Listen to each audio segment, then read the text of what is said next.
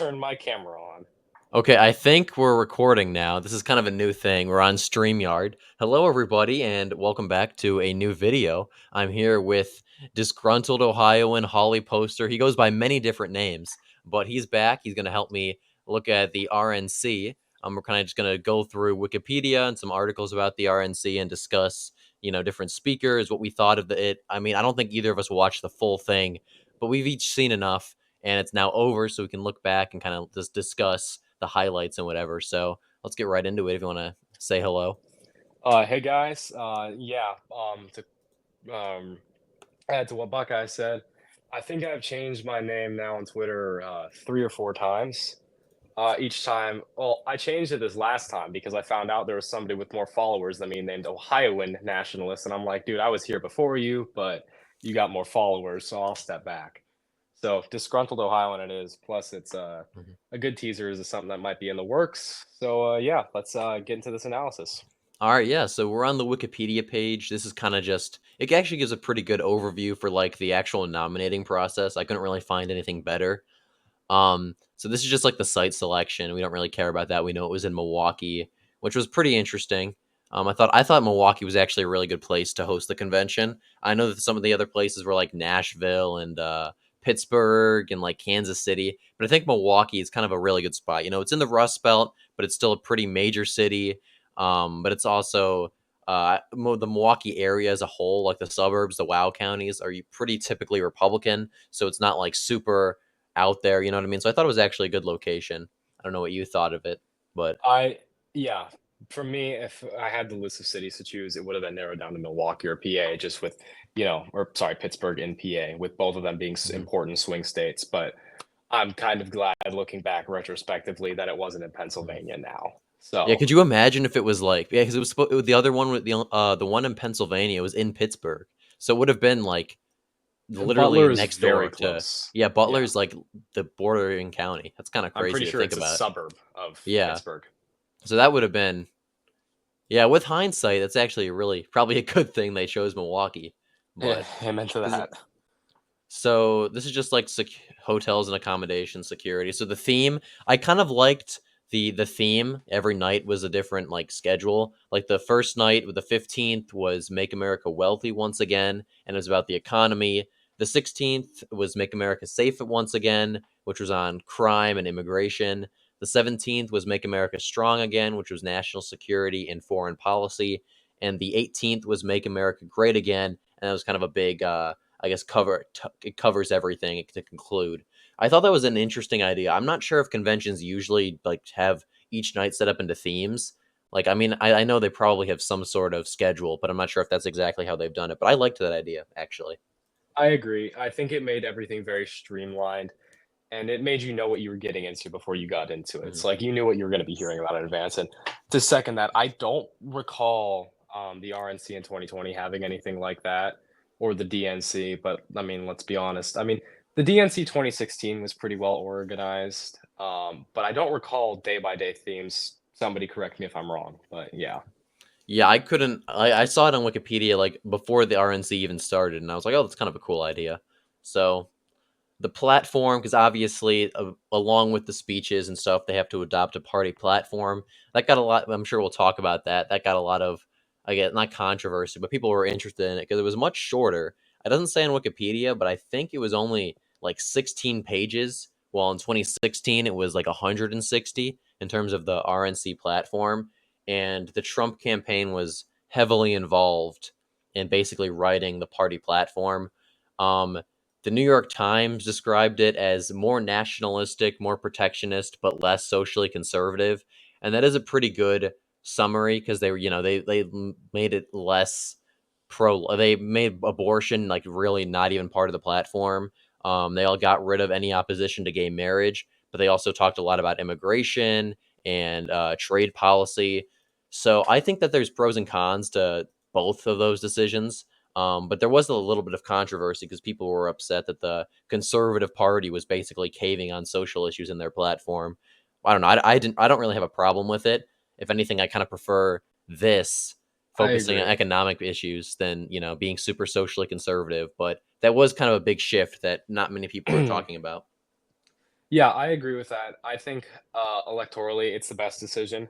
You know, I'm a very socially conservative person. My faith is the core of my social beliefs, but I also understand that in order to win an election, you're gonna need to make some compromises, and I don't they're not outright becoming pro-choice or pro-gay marriage. They're just leaving those open to interpretation to be more of a big tent party, to bring more voters in, more independents in, because let's be realistic here, the vast majority of Americans are pro-choice and in favor of gay marriage. So if you want to be attractive to those voters, you got to bring them in. Plus, we live in an America. Ugh, I'm so sorry. We live in America, and I have my disagreements with certain things, but this is the land of the free. So ultimately, things like gay marriage, they're still gonna fly under an American banner. As much as I might personally disagree with stances like that, you're not really gonna get anywhere in terms of social policy. So I'd agree with Buckeye that the economic part matters to me a little bit more. Mhm. Yeah, so here's what it actually says. So it's the new draft did platform was 16 pages long.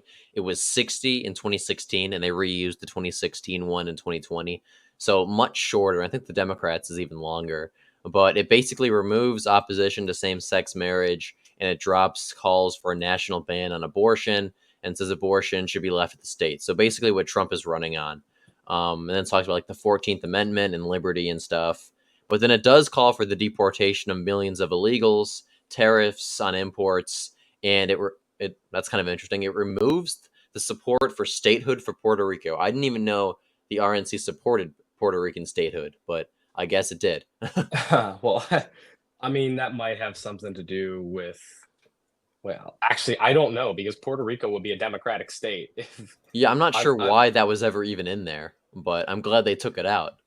Well, That's yeah, you know what? I mean, I'm not sure. I don't really pay attention to Puerto Rican politics. I dated a Puerto Rican girl once, and that was about as close as I got to it. Actually, fun fact, apparently her dad knows the governor of Puerto mm. Rico, which is all well and dandy, but I don't really care. Um, Yeah. yeah, there's a lot bigger issues to have than Puerto Rican statehood, and there's been referendums there anyways. So, yeah, I don't know what to Mhm. do about that Yeah. one. I'm not sure too many people are heartbroken over that one. And then it also proposes ending the Department of Education, but protecting Social Security and Medicare. So I agree with that as well, pretty much. Yeah, yeah, I mean, education as a whole should be primarily left to the states. Hmm. I mean, you look at just statistics ever since the Department of Education was formed, you know, things are getting worse in schools. There's no doubt about that. You can't ignore the problem. Hmm. And I think this would solve a lot of the problem. Yeah. I mean, obviously, some places are going to do worse than others just because of bad governors and stuff like that, bad laws. But this is a state by state issue, as I would agree abortion it should be too. That's all Roe v. Wade was. People seriously don't seem to understand that. But anyways. So then this is the nominating and balloting section. It just talks about how Trump's name was placed in the nomination by Jeff Kaufman, chairman of the Iowa Republican Party, and then chairman of the Nevada Republican Party seconded his nomination. And then the delegate count, there were 43 uncommitted, but there were Trump got everyone else. So all of Nikki Haley's delegates, DeSantis and Vivek's, it looks like at least some of them voted. A good amount of them voted for Trump, but some were uncommitted. But it's very few. I mean, it was 2,387 to 43, so it wasn't even close in terms of uncommitted or other. So Trump won the nominating part pretty handily. Not a whole lot to talk about there. But the vice presidential nomination, that is very important. Trump did announce J.D. Vance as his nominee for vice president. And I'm not sure how you feel about this. Well, I kind of do know, but we're going to talk about it. Um, but initially, I was a little bit skeptical. I mean, I've always liked JD Vance, but I wasn't sure he was the best nominee for VP. But after the convention, at least now, I completely support this pick. I think it was probably the best pick he could have made.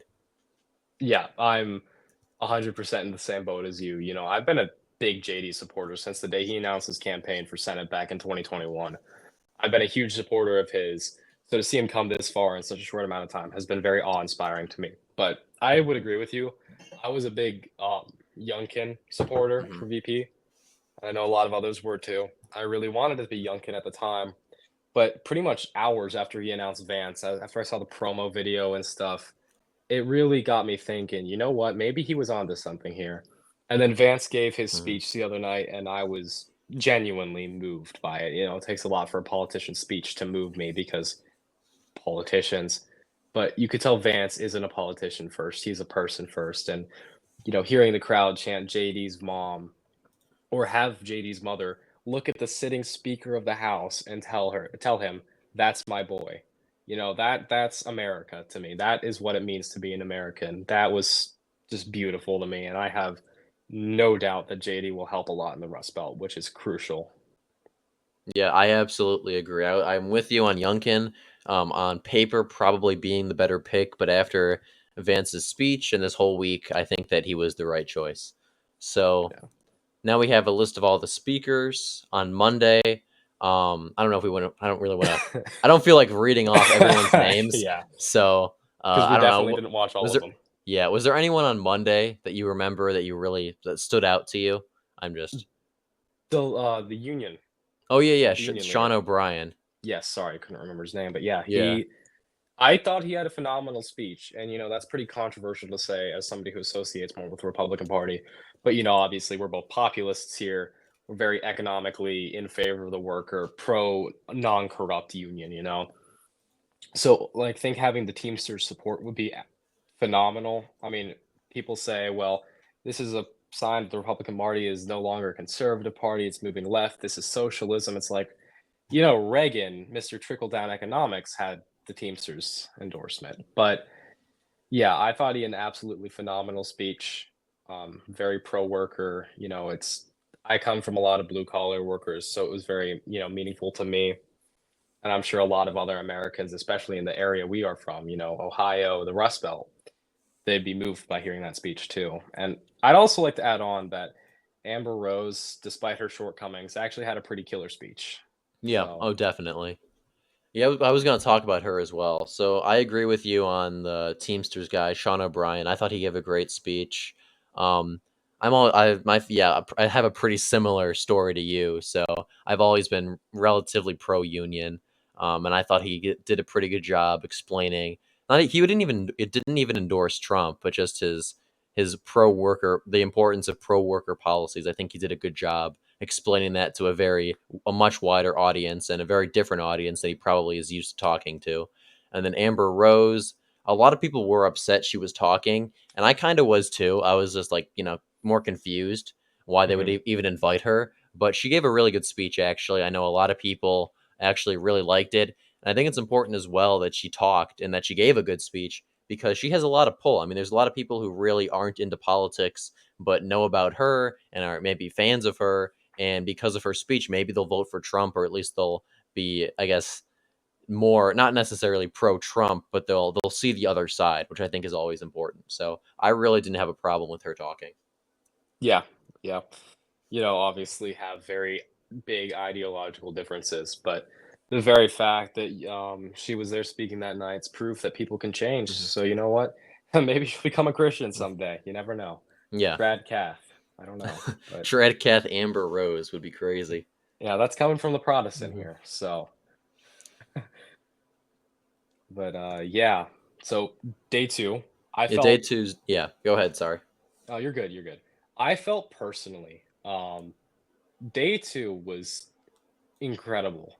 Um, you know, obviously Vance and Trump's speech were both the highlights of the entire convention. But day two had some pretty incredible speakers with all the Senate candidates and such. They all did very good, and was very impressed by them. I I really got impressed by Mike Rogers, by the third Eric that Trump has endorsed in the last 2 years. Um, we won't specify which one. And I was pleasantly surprised by David McCormick's speech. Not his speaking, but his speech. Bernie Moreno, of course. I mean, I'm personally a volunteer for his campaign. I thought he did great. But yeah, the whole night it was very. I would say it was a big improvement. Oh, we didn't even mention the Sikh prayer from Oh yeah, the night first one. night. Yeah, that was the big controversy, and here we are. Here we are, 4 days later, and we're not even talking about it. Kind of Exactly. I funny. think that shows how much of a non-point it really is. I mean, I Yeah. disagree with it, but it shouldn't be a be all end all. Yeah, definitely. Yeah, I So agree what? with pretty much everything you said. I think that all the Senate candidates gave great speeches. I liked Jim Banks. I think he's speech. He's from Indiana, running for Senate there. He's always been sort of an underrated congressman in terms of his politics. Has always been he has a story pretty similar to JD Vance. He's always been more of a populist Republican in the Congress, even if he doesn't get a lot of credit for it. And then I think he gave a really good speech. Um, I thought Jeff Van Drew as well did a pretty good job from New Jersey. I thought he gave a good speech. I mean, really, Vivek as well. We have to go down a little bit, but I thought Vivek Yeah. gave an amazing speech. Um, yeah, there was a. I think I can't really find fault with anyone on this list here. I didn't listen to every single person on day two. But the people that I did listen to, I really enjoyed. I think they hit the nail on the head with their rhetoric and messaging. And especially, well, not especially, but I think Nikki Haley and Ron DeSantis speaking was a big deal. I didn't listen to either of their Yes. speeches, but I think the fact that they were there and both did endorse Trump, I think that's going to go a long way in November. So I I'm glad they talked. Yeah, I watched both of them as they happened. Having Nikki Haley and Ron DeSantis back to back was a great play on Trump's part, which he was the one who invited them to speak, which I thought was a very good sign on his part, especially Nikki Haley. Bringing in, Hmm. she finished second place, definitely a distant second, but she still had a lot of voters in the primary, and bringing those voters back to her or back to Hmm. the Republican Party, back to Trump, is great. She gave a great speech.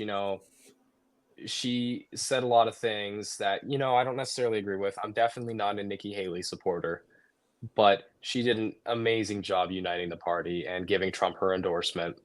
And Ron DeSantis, I mean, for people complaining about his lack of personality, which is very true in the past, he he had a killer job. He did a killer job that night. Hmm. And actually he made Trump laugh, like very much so when he said, I believe I'm quoting him, but I verbatim, but I could be a little off. He said, America cannot afford, I'm sorry, I can't talk today.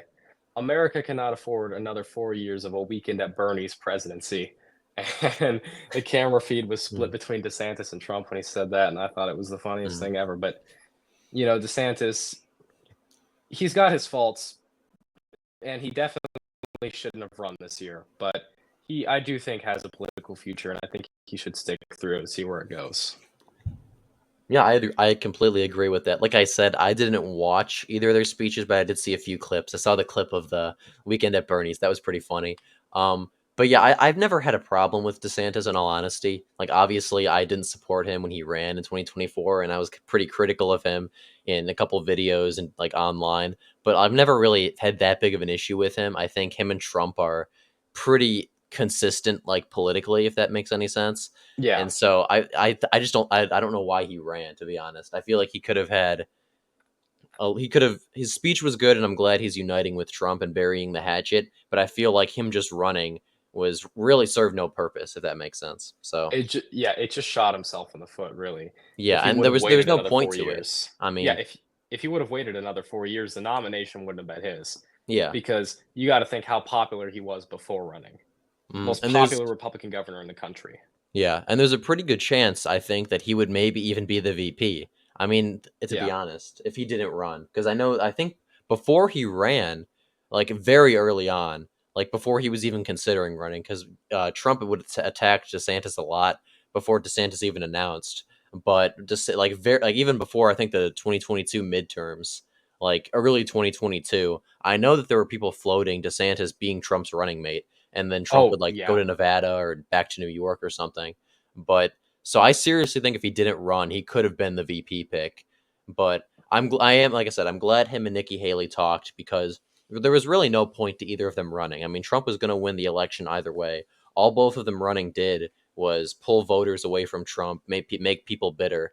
So the fact that they did come back and they both endorsed Trump goes a long way. So good for them. Yeah, I agree with that. And I would just like to Hmm. make one final note. I remember immediately after the 2020 election, I remember when people were talking about Trump running again in 2024, Hmm. and the only person who ever really came up as a running mate was DeSantis. Yeah, exactly. So, I really do think it was a popular choice for the job, but really, kind of screwed himself over when he decided to run. But I hope he learned. Mhm. Yeah, definitely. The primetime speakers, I listened to Ben Carson, Marco Rubio, and Laura Trump. I thought they all did fine. I don't think there's anything really like stand out that they said for us to cover, but I thought they all did pretty good. Yeah, Ben Carson was definitely my favorite of the bunch. Yeah, for sure. Wednesday, the 17th. I think I listened to every speech this night. I think that was the only night That's that I did. that's funny because I listened to all of them Monday and Tuesday night, but Wednesday was the one I couldn't. Okay, yeah. So I listened to I think at least I didn't listen to like the first three, but every other one I did. Um, I don't know. There's nothing. Matt Gaetz gave a pretty good speech. I know he's kind of a controversial figure. A lot of people like him. A lot of people hate him. Like even people who are firmly pro-Trump, a lot of people don't like Gaetz. So he's kind of a controversial figure, but he gave a pretty good speech. Um, I agree, but he's got to lay off the Botox. yeah, for sure. I've seen this stuff. Yeah, Yeah. it makes me Um, uncomfortable, man. kind of scary. Yeah. Peter Navarro got out of jail like the day before and came and gave a great speech about like political persecution. That was really impressive. I thought he did a great job. Oh, Oh Trent wait, Conway, the mayor of East Palestine, Ohio, he gave a great speech. It kind of went uh, under the radar because there were so many bigger names, but the actual yeah. substance of what he said was really good. Yeah, I also find it really funny because I live like 40 minutes away from East Palestine. So Yeah, so just to have a mayor from the like East Palestine locally to me is the middle of nowhere. Nobody cares about it, but the train derailment happened. Now it's national news. Same mhm. with Butler, PA last week. I guarantee you nobody knew where that was at. I only did because it's local to me pretty much because I live on the border of PA and Ohio. But yeah, it's just crazy how things like this can blow up. Also, I am seeing it's not really breaking news, but definitely news. Senator Sherrod Brown is urging Biden to drop out. Oh, that's kind of mid recording the video. That's yeah, because Tester did it earlier, so Yeah, so maybe. the Democrats who are in danger of losing their seat are like, Mhm. if Biden's the nominee, we're screwed. Yeah, so that is interesting. That's good to know. Maybe we'll talk about it tomorrow or something. But Yeah, Thomas Homan, this guy, the former director of ICE under Trump, he gave a really great speech about deporting the illegal immigrants who have come into the United States since Biden took over. So I thought that was a phenomenal speech. Doug Burgum was kind of underwhelming in my opinion. I didn't think like he gave it was fine, but for being a VP contender, I kind of expected more. yeah, I can see Um, why Trump didn't go with him. He was basically just a slightly better Pence. yeah, There wouldn't have been much difference between the two. yeah, I agree. And then Lee Zeldin, he gave a decent speech. I liked Lee Zeldin a lot, especially since he's ran for governor. But once again, I thought his speech was okay. Wasn't great, but it wasn't terrible either. That's Yeah, just there was my a take. little, yeah, a little too much pandering for my taste, but it was still Yeah, good. I agree. And then the primetime speakers, I thought that Don Jr. and his daughter Kai, I actually thought that was a really good moment. I know I that some agree. people thought that her speech wasn't that great, but I think for lack of a better word, aesthetics of having, his granddaughter who's 17 come out and talk about how much she appreciates him. I think that goes a long way Yeah, with voters. And obviously, I mean, kudos to her for talking because and asking to come and talk because I think that's, very important. I mean, yeah, people who are expecting greatness from her are setting their standards way too high because she is still 17. This was a very, very impromptu thing. She wanted to stand up and speak for what she thought was right. And, I applaud her for that. Her speech wasn't the greatest, but it also was not bad by any means. She said a lot of really good things, and she could have an excellent future doing this stuff. I know she's got her golf thing going on, but yeah, no, as somebody who's around that age too, I think both of us, you and I, Yeah, can really just think like that's pretty impressive. absolutely. I personally, I could not get up in front of all those people and give a speech like that. At least not without a lot, not like last minute like she did. So Yeah, pretty impressive. I'm a performer, I'm a musician, I play live a lot, but that that's an audience I have never even fathomed speaking in front of. So, yeah, that's pretty impressive on her part. Mhm. And then I thought Don Jr. gave a good speech. A lot of people didn't really like it, but I thought it was good. I like Don Jr. A lot of people think he kind of comes off as like a kind of like a rich asshole, but I thought he did fine. I agree. I have the same stance. I like him. I think he's funny. he's got a bit of a sass to him sometimes, but I think that's part of the charm. That's just the family. Yeah, definitely. And then I thought the highlight of the night was obviously Vance and his wife. I thought his wife gave a really nice introduction. It was She very did. heartfelt. Um, I wasn't really sure what to expect because I don't think I've ever heard her speak before, but she gave a really Neither have good I. speech, and I don't think she expected this at all. If that makes any sense, No, you can to get kinda tell on her thrust into being face. VP.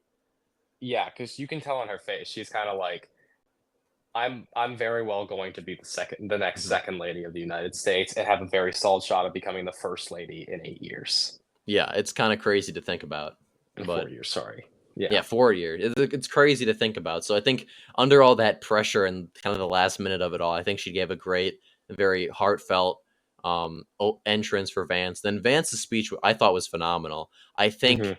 I don't. I think there were obviously there are parts of it that some people criticize, but I thought he did his job. I mean, he's still very unknown to the average voter. There's a lot of people who are more on the, I guess, the Reagan types who are not a big fan of his economic stances, and there's people who think he's too socially conservative because like abortion and gay marriage.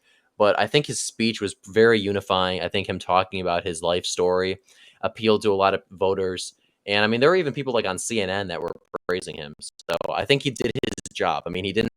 It was very. He gave a great speech. That's what he had. He gave a great speech that was very uniting and touched on a lot of issues that really matter to the average voter. And I think that's exactly what he had to do. Yeah, and, the chronically online Reaganites who are criticizing him make up, like, 4 votes out of however 150,000,000 people who are gonna be voting, you know?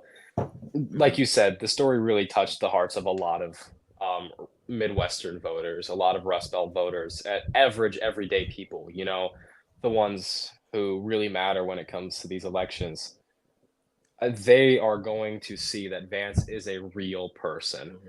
And the part about his grandma and his mother celebrating 10 years of sobriety, and can you imagine what that must be like for that woman to be a recovering addict who grew up dirt poor? You couldn't be there for your son while he was growing up, but over time you got better, you got clean. You're close to 10 years of sobriety, and there you are at the Republican National Convention watching your son accept the nomination for Vice President of the United States to a crowd of people who are chanting JD's mom, and then looking at the Speaker of the House saying, "That's my boy," with nothing but pride in your heart. Like, that is a real American story, and I know I basically said the same thing earlier, but it's pretty important to reiterate because that was just beautiful to me. No, I completely agree. You said it perfectly. So Thank then you. last night, the 18th, was Make America Great Again. Um, I listened to about half of this, actually, most of the speeches. Um, I thought they were all pretty good. I thought some of the highlights I thought were Alina Habba, Tucker Carlson, and Hulk Hogan. I thought all three of them back to back to back was amazing. Franklin Graham, I thought he was did. I honestly, from Alina Habba to Trump, I think every single speech was very good. Yeah, I have some catch up to do, in terms of watching the speeches from last night. I was very busy yesterday, but obviously, I saw the clips of Hulk Hogan's speech, and I mean, what can you say? What else could you expect from Hulk Hogan? When you ask him to speak at your event, that's what he's gonna do. And in terms of hyping people up, he did phenomenal. I got hyped Hmm. up watching it 12 hours later. So, Yeah. yeah, and we'll get to the keynote speaker of the night, but Hmm. Tucker, no surprise there.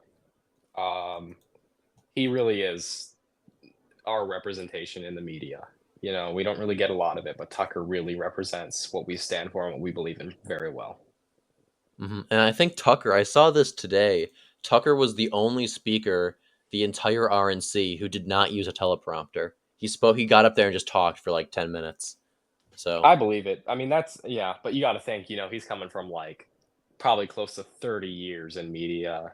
Just yeah, he knows what to do. But still, he gave one of the better speeches with no prep. With well, I'm sure he did some preparation, but no teleprompter. So it's pretty he's a impressive. phenomenal speaker. Yeah, So, he just speaks from the heart. yeah.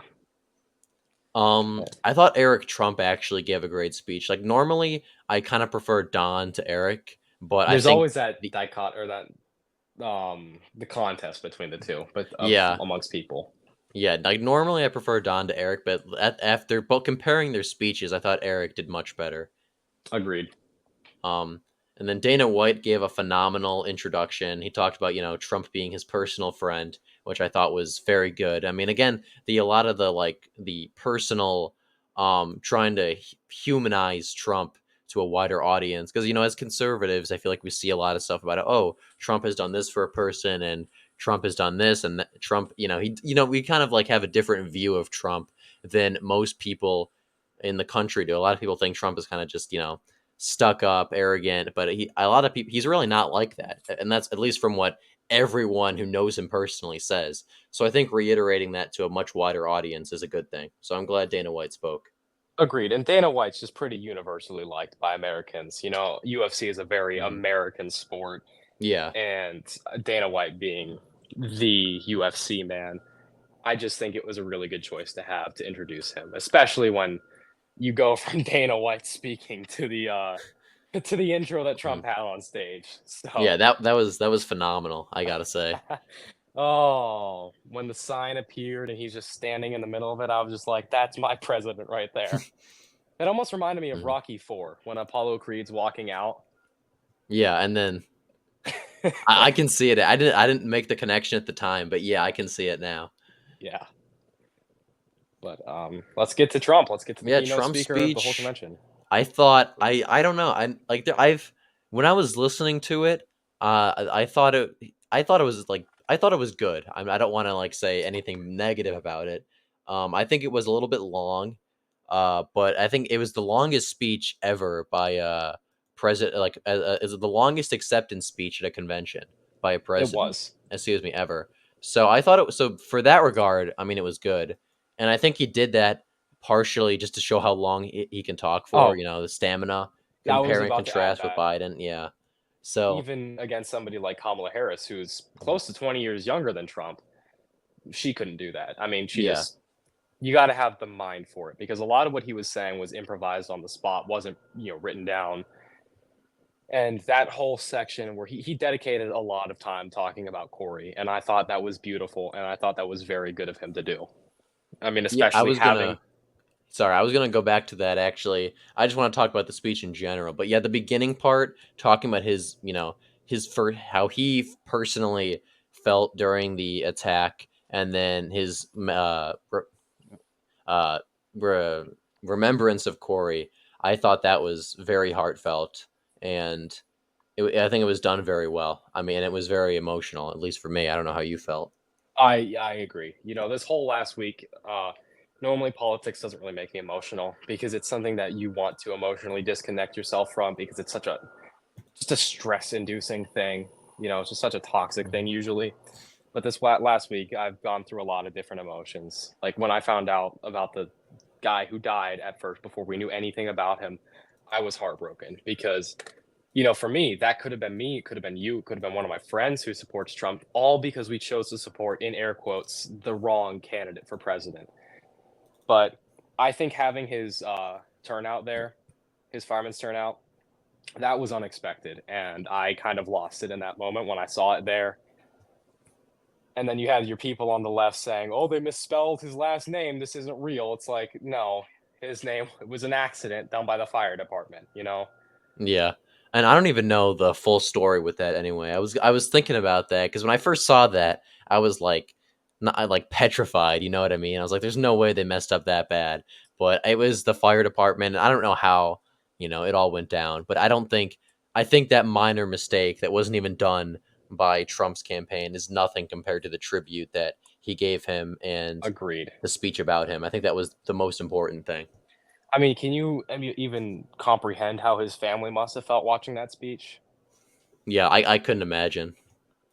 Like, Biden couldn't be bothered to pay attention when Mhm. 13 service members he got killed finally returned home. He was checking his watch, and he never spoke directly to the families of those who died. But here you have Trump dedicating like 15 minutes of his keynote Republican National Convention speech, which is meant to be about him, taking that time and dedicating it to a loyal supporter who was murdered for supporting him by a crazed leftist. And you know what? I'm throwing it out there now. That's exactly what he was. A Yeah, crazed we all leftist. know it. Yeah. Sorry, I should say allegedly. I don't want the feds at my door. But Mhm. Nah, It's we all know it. exactly. But yeah, anything you have to say Mm. relating to that? I get more just about Trump's speech, I guess. I thought it was very good. I know a lot of people said it was too long and it was kind of boring, but what I will say, it's very difficult to speak for 15, 20 minutes about an attempt on your life and paying tribute to a supporter who died, and then like shift from that to being super optimistic and loud and like energetic. You know what I mean? Like it's very difficult to do that in a single speech. So Exactly. and I think it's far more important that Trump paid respect to what happened to Corey Comparatori and what happened in Butler than to give the super energetic speech where he, is kind of sarcastic and funny. You know what I mean? Yeah, it was a very different Trump we watched last night. A very different Hmm. Trump. And in some ways, a better Trump, I do have to say. I think he did an excellent job unifying the country in that speech. You know, he called out Hmm. the administration, but he never said Biden. He separated the man behind it and the administration actually carrying out the actions, which is something he never had Hmm. the privilege of. It was Yeah. always, it's Trump, Trump, Trump. Trump is ruining this or ruining that. Whereas he gave Biden a break and he focused more instead on the administration as a whole. No personal attacks. So I thought that was very good. Yeah, I completely agree. So that was the entire Wikipedia article on the RNC. I think we covered pretty much everything. I mean, that was actually when I first looked at the article before the video, I was like, okay, we're gonna have to find something else. But because of how it was laid out and how we talked about it, I think it was actually perfect for what we were doing. So Yeah. I guess if we want to give some final thoughts, and then we can wrap up the video here. All I have to say is this. Those who can vote, vote. Those who can't vote, campaign. This election is more than just a 2012 Mitt Romney versus Barack Obama, where regardless of who you vote for, not much is going to happen. What we witnessed over the last 4 years is a deconstruction in the American spirit. We have lost so much these last 4 years. We've lost our culture, we've lost money, and we've lost optimism and hope for the future. And America is the land of hope. And it's not just an idea, it is our home. This is where we live. We need somebody who is going to make sure that everyday average Americans can afford groceries, can afford gas, that they're protected in the streets, and that their values are being rightfully represented. And Donald Trump and JD Vance will make that happen. I have no doubt that this second term will be far more successful than the first term. And let's be real here, anything's better than the last 4 years, with a president who can't form coherent sentences and a vice president who can't stop lying and cackling. America's soul really is present in this battle this November. And to clarify, I don't mean a physical battle. I mean I mean a battle box, The battle box. The battle box is where we win this year. So get on the streets, knock on some doors, make some phone calls, and fight for what you believe in peacefully. That was very well said. I don't know how I can follow that up, but I agree with everything he said. I thought the RNC did a phenomenal job uniting the party, uniting America. I think they outlined a great the plan. I mean, Trump. It's very simple stuff. I mean, people want to be able to afford groceries and gas. They want to be able to get a good education, buy a house, work a good job without get drowning in debt, and be able to afford all of that. It's very simple. I mean, it's not difficult.